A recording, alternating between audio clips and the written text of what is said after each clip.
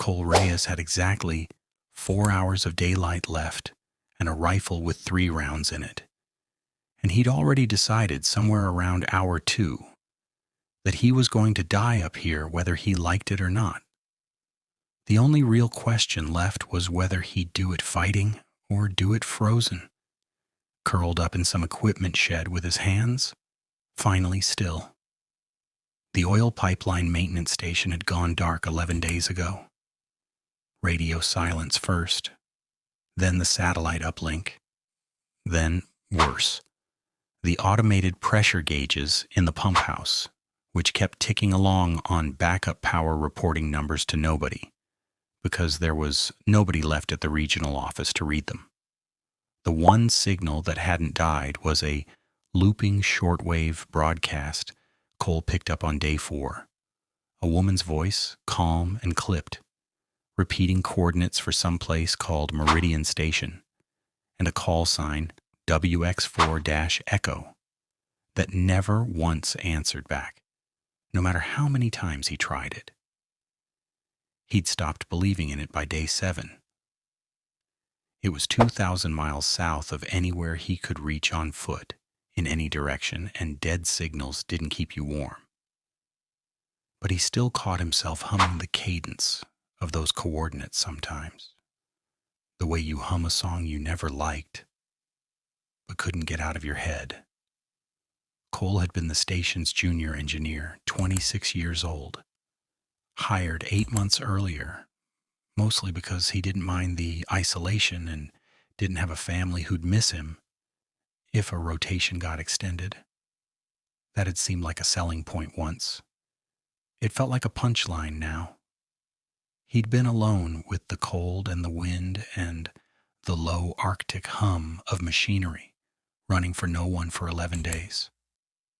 6 hours ago, he'd stopped being alone with just the cold. He'd found the first body half buried in a snowdrift outside the generator shed. A woman in company coveralls, flash frozen mid-crawl, fingers clawed rigid into the ice, mouth stretched wide in a scream that had frozen before it finished coming out. Frost had grown across her open eyes in delicate white ferns, like the cold itself was trying gently to close them for her. Cole hadn't stopped to grieve. He didn't know her name, and grief took heat, and heat was the one resource up here that nobody forgave you for spending carelessly. He should have turned back to the station right then. Instead, he'd followed her tracks, one set going out, and an hour later, finding the second set, heavier, dragging, coming back, because some idiot animal part of his brain still needed to know what had done this to her, as if knowing would somehow make it stoppable. Now he knew. Now 3 of his rifle's 5 rounds were gone, spent on a shape he still saw every time he blinked, and he had 4 hours of gray Alaskan daylight left before the sun gave up on the day entirely, and the temperature dropped low enough to kill him, just as dead as any infected thing would. They didn't shuffle up here. That was the thing nobody warned him about, back when the news was still broadcasting and everyone assumed the same rules applied everywhere. Slow, stupid, easy to outwalk. Cold slowed everything alive. It slowed his own blood to sludge, turned his thoughts thick and stubborn, made every step through knee-deep snow cost double what it should. But it didn't touch whatever was driving the infected, not the way it touched him. If anything, they moved faster in the cold, like the virus itself had worked out. That speed was the only insurance policy against freezing solid where it stood, and everyone that had ever stopped moving up here had simply learned that lesson too late, one flash-frozen scream at a time. He heard the second one before he saw it. A wet, tearing shriek carried flat and hard across 200 yards of open ice, Doppler sharp, closing fast. He turned, rifle already coming up, and there it was. A big man once, 6 foot something under a parka shredded to ribbons at the shoulders. Black frostbite creeping up both bare forearms in blotches that should have killed him from sepsis alone 3 separate times over and clearly hadn't slowed him down even once. It came across the ice at a dead sprint. Breath, if you could call the wet, whistling shriek coming out of its ruined throat breath. Steaming white in the Arctic air like a train building up speed on a downhill grade. Cole put the first of his last 3 rounds through its shoulder. It staggered, didn't fall, kept coming. Faster, if anything, like pain itself had become a kind of accelerant. The second round took off 2 fingers when it finally closed the last 20 feet and reached for him. And it still didn't register. Didn't so much as flinch.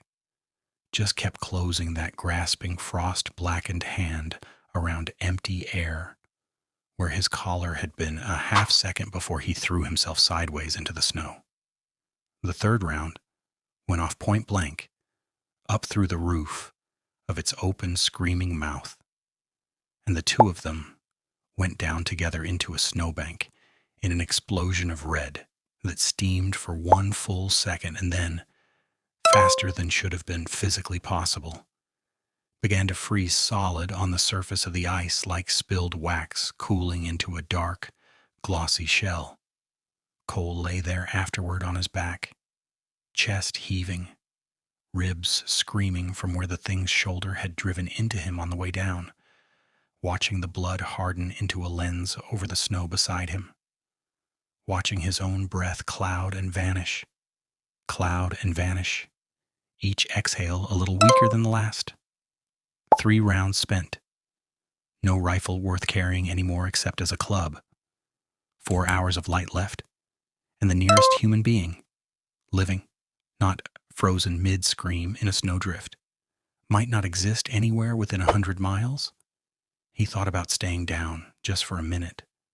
The snow wasn't as cold as he'd expected anymore, which he knew, distantly through the fog, was a very bad sign. Then he got up anyway, because that was the only rule that had ever mattered up here, cold or not, dead world or not. You keep moving, or the dark keeps you. He turned back toward the station's distant floodlights, one hand pressed to his cracked ribs, and started walking, counting his steps instead of his hours, because hours were something he was rapidly running out of, and steps were the only currency he had left to spend.